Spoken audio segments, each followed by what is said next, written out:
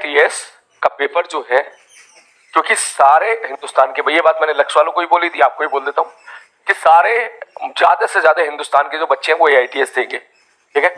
तो जाहिर सी बात है पेपर आसान नहीं आएगा, लॉजिकल बात है। अगर पेपर आसान दे दिया तो फिर पता नहीं लगा पाएंगे कौन अच्छा बच्चा कौन खराब बच्चा, ठीक है। डर लग रहा है, डर लगना चाहिए, डर लग रहा है, डर लगना चाहिए, ठीक है।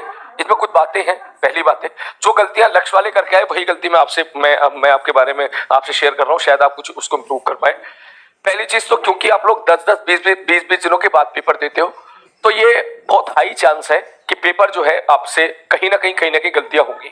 ये अपन अभी मिनिमाइज नहीं कर सकते, ये अपन मिनिमाइज कर पाएंगे दिसंबर में, जब मैं तुझे हर अल्टरनेट डे एक मॉक टेस्ट दिलवाया करूंगा। मजबूर किया करूं, मैंने कहा चल इस बार जेई 2024 का जनवरी का 5वें शिफ्ट का पेपर करो, ठीक। तो जब आपकी खूब सारी प्रैक्टिस अल्टरनेट डे तब होगी दिसंबर जनवरी में, तब आपको टेस्ट में परफॉर्म कैसे करना है, कैसे अपनी गलतियां को सुधारनी है, कैसे मिनिमाइज करनी है, आप तब सीखोगे। क्योंकि अभी आप क्या करते हो, अभी एक पेपर अभी देते हो, फिर 20 दिन के बाद देते हो, तो आप भूल जाते हो कि पुराना पेपर कब दिया था, उसमें क्या क्या गलतियां की थी। तो जब भूल जाता है बच्चा तो फिर वो गलती होना स्वाभाविक है। तो अभी आपके साथ ये गलतियां होंगी, तो पहली बात डिमोटिवेट तो बिल्कुल नहीं होना है, पहली बात होगी। दूसरी बात, AITS का पेपर है, पेपर डेफिनेटली टफ आना ही आना है, आना भी चाहिए, क्योंकि जब बहुत सारे बच्चे बैठे होते हैं तो पेपर आसान बनाया नहीं जा सकता। अगर तब आसान बना दिया तो सबके मार्क्स आ जाते हैं, फिर पता नहीं चलता है। सारी बात समझ में, ये दूसरी बात होगी। तीसरी बात, पेपर टफ है या नहीं है वो तुझे विद इन 2 से 3 मिनट के अंदर दिख जाएगा।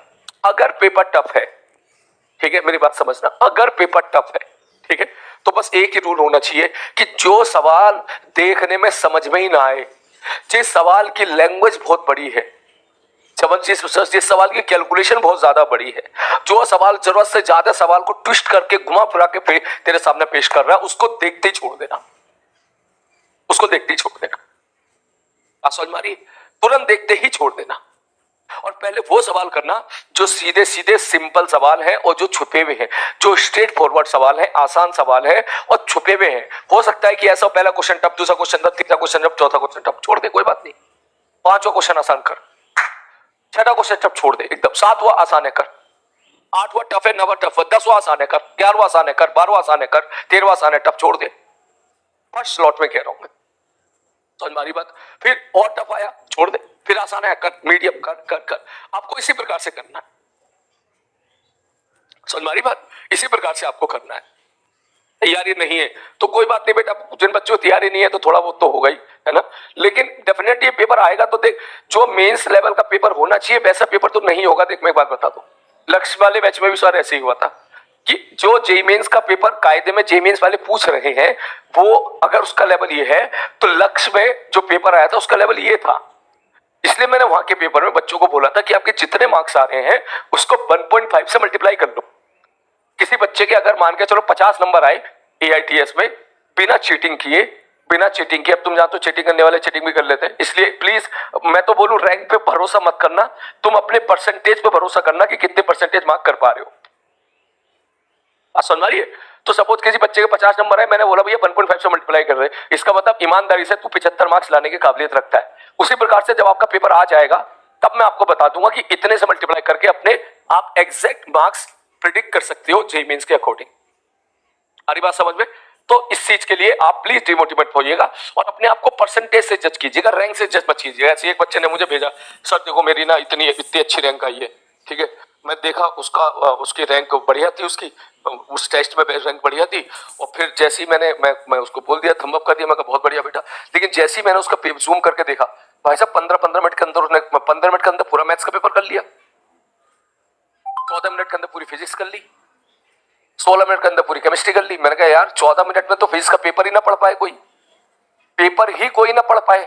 फिर मेरी समझ में आया, अच्छा यार गलत भाई साहब ये क्या कर रहा है बच्चा यार, पेपर कोई ठीक से नहीं दे रहा है, चीटिंग वूटिंग कर लिया एक तरह से, ठीक है। तो इसलिए अब वो जो रैंक लेके अब उसी में उसके मानने नंबर आ गए 60-70 नंबर आ गए, ठीक है।